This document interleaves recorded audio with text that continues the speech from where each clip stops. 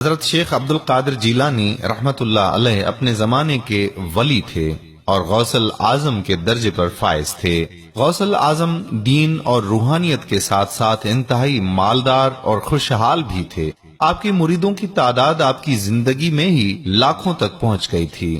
آپ جب سفر کے لیے روانہ ہوتے تھے تو سینکڑوں ہزاروں لوگ آپ کے ساتھ ساتھ سفر کرتے تھے اور سب کی خواہش ہوتی تھی کہ آپ کسی ایک شخص کی طرف آنکھ اٹھا کر دیکھیں اور اس سے کوئی خدمت لیں۔ ایک بار حضرت شیخ عبد القادر جیلانی حج کے لیے روانہ ہوئے۔ خادموں اور مریدوں کا ہجوم آپ کے ساتھ ساتھ چل رہا تھا۔ راستے میں شام پڑ گئی۔ آپ نے خادموں سے قریب تر گاؤں کے بارے میں پوچھا۔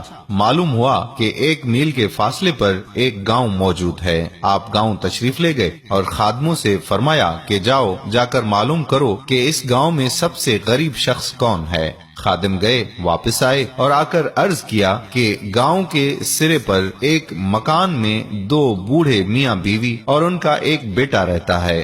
یہ اس گاؤں کے غریب ترین لوگ ہیں۔ غوث الاعظم رحمت اللہ علیہ اس کے گھر گئے اور گھر والوں کو کہا کہ میں آج رات آپ کے گھر میں قیام کرنا چاہتا ہوں، کیا آپ مجھے اجازت دے سکتے ہیں؟ وہ لوگ غوث الاعظم رحمت اللہ علیہ کی اس عجیب خواہش پر حیران رہ گئے اور انہوں نے کہا کہ حضرت ہمارا مکان حاضر ہے لیکن ہم آپ کی خدمت نہیں کر سکیں گے۔ غوث الاعظم رحمت اللہ علیہ نے انہیں تسلی دی اور ان کے مکان میں داخل ہو گئے۔ تھوڑی دیر بعد علاقے کے لوگوں کو حضرت عبد القادر جیلانی رحمت اللہ علیہ کی آمد کی اطلاع ملی تو وہ ہزاروں لاکھوں روپے کے نذرانے لے کر حاضر ہو گئے۔ ان لوگوں نے آپ سے عرض کیا کہ جناب آپ کو اس ٹوٹے پھوٹے گھر میں ٹھہرنے کی کیا ضرورت ہے؟ آپ ہمارا محل، ہماری کوٹھی، ہمارے فارم ہاؤس میں تشریف لائیے۔ غوث الاعظم مسکرائے اور فرمایا کہ غریب شخص کے گھر میں اللہ ہوتا ہے اور تم چاہتے ہو میں اللہ تعالیٰ کے گھر سے نکل کر تمہارے گھر آ جاؤں؟ یہ کیسے ہو سکتا ہے؟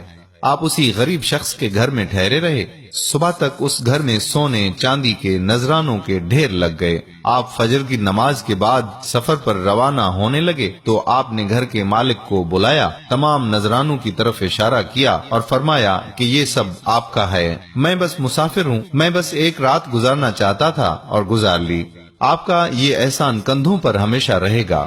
غوث الاعظم رخصت ہو گئے لیکن بستی کے غریب ترین لوگوں کو امیر بنا گئے۔